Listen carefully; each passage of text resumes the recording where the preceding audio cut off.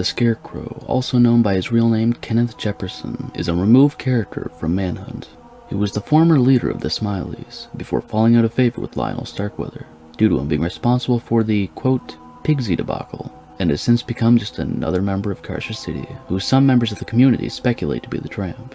Now, get going. Entertain me. His persona of being just another member of the city suddenly changes whenever he puts on his mask, and he becomes violent, wielding a homemade axe. During Halloween, Scarecrow also dons a pumpkin mask. The following has been taken from the bio included with Scarecrow's artwork. Formerly the head hunter amongst the Smileys, Kenneth Jefferson was stripped of his mask and rank for being responsible for the Pigsy debacle.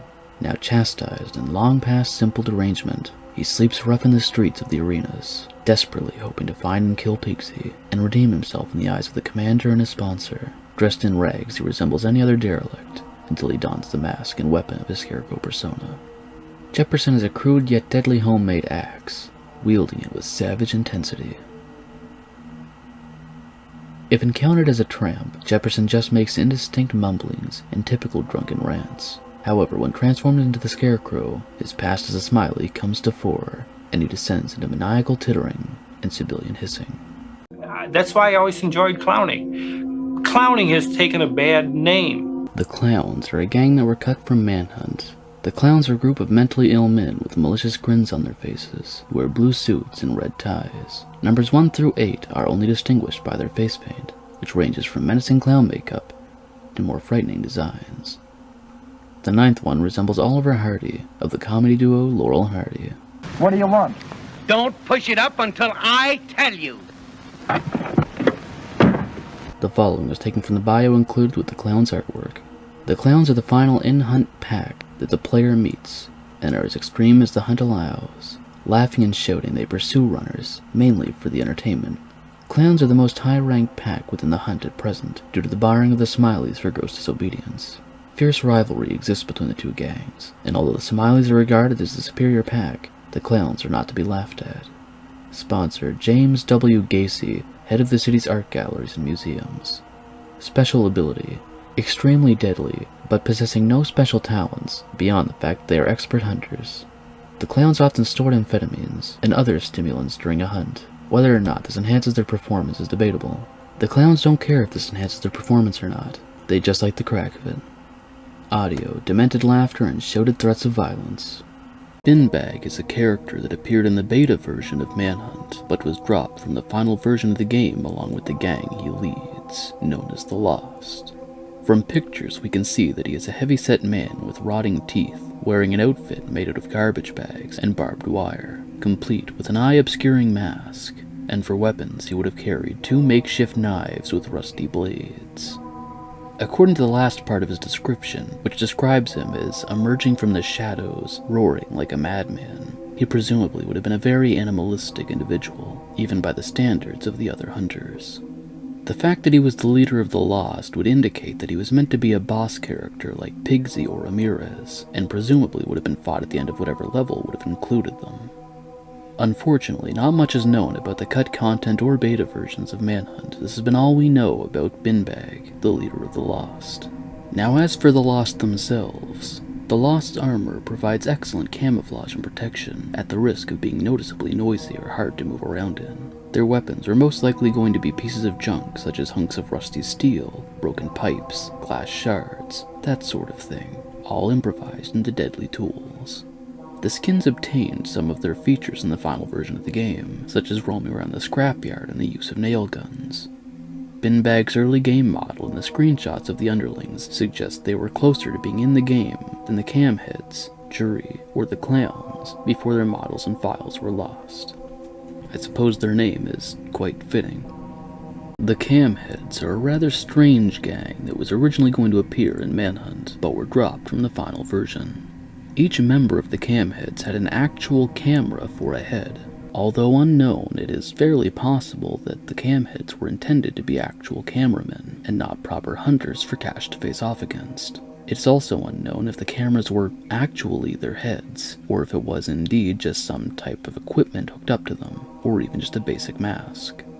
Now, assuming that the Camheds did indeed have actual functioning cameras for heads, that may give an idea as to why they were dropped from the final version of the game, as they would really stand out as an otherworldly, almost alien or robotic type of entity, breaking the player's immersion when the game itself is grounded in a very dark and gritty reality.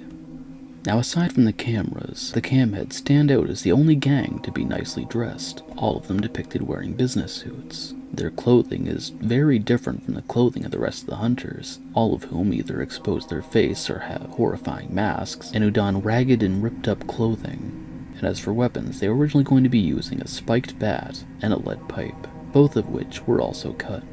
The Camheds are definitely one of the more interesting pieces of cut content from Manhunt, and it's quite unfortunate that we don't have more information on them. Here's hoping in a potential Manhunt 3 we may get more information. Were they robots, filming equipment, dressed up in human clothing, or is it simply that they were just another gang of hunters? It's hard to tell. The Jury were an early gang that would become what is now known as the Skins. Some features of the Jury were later carried over to the gang, such as their hockey masks or choice of weapons. This means that unlike gangs such as the Lost or the Camheds, they weren't entirely dropped.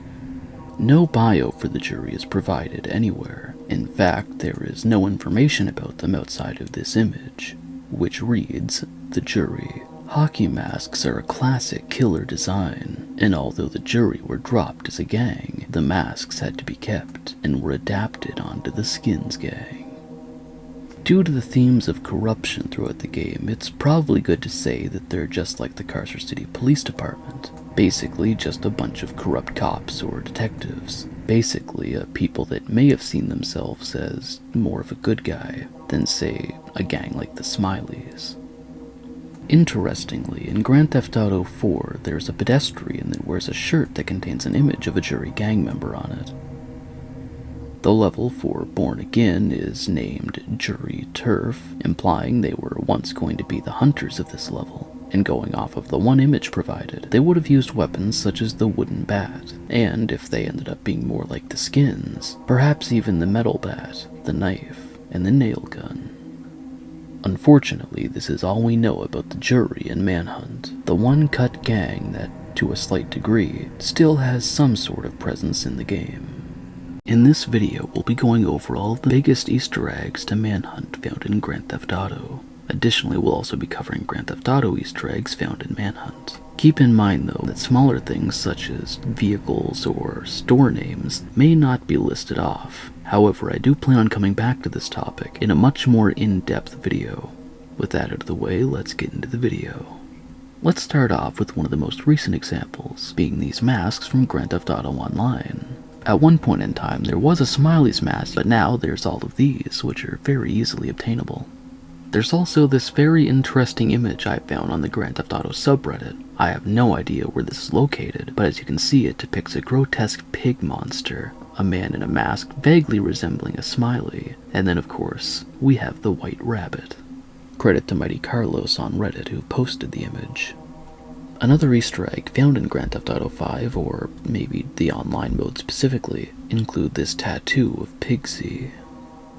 And in the story mode for Grand Theft Auto 5, Michael makes a very interesting mention of a certain place we're all familiar with. Mikey, bro, what was your first bank score? 88, outskirts of Carcer City. Took a small franchise for 10G. And for another direct mention, there is this moment right here, which can be heard over the radio in Grand Theft Auto 3. So I'm sitting here reading the Liberty Tree, and it says, in nearby Carcer City, a good day for law and order as Police Chief Gary Shaver was cleared of corruption charges in a controversial decision by the courts. Let's hope those missing witnesses turn up safe and sound. Tired of all the sunshine and good weather? Looking for a real American vacation? Visit the shining jewel in the Rust Belt crown, Carcer City.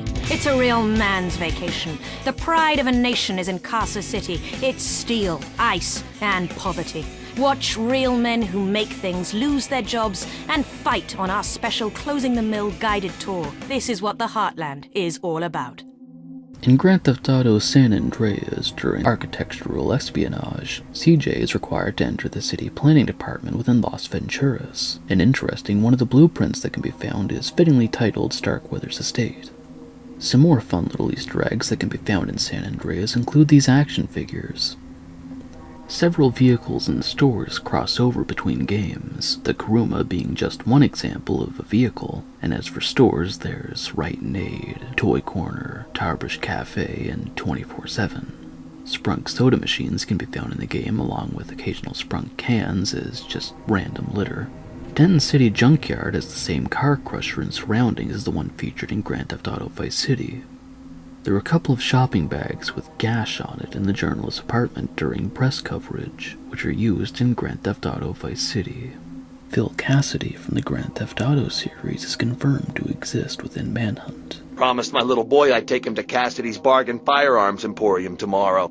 In Manhunt 2, the main character Daniel Lamb has a very interesting piece of backstory, having studied biochemistry at the University of San Fierro, San Andreas. In Grand Theft Auto 4, there are some pedestrians that can be spotted wearing a sports t-shirt for a team known as the Carcer City Unicorns, with the numbers 1103 being a nod to the release date of the game. Some more Grand Theft Auto 4 Easter eggs, this time tied directly to Manhunt 2, include graffiti, along with a building named the Majestic.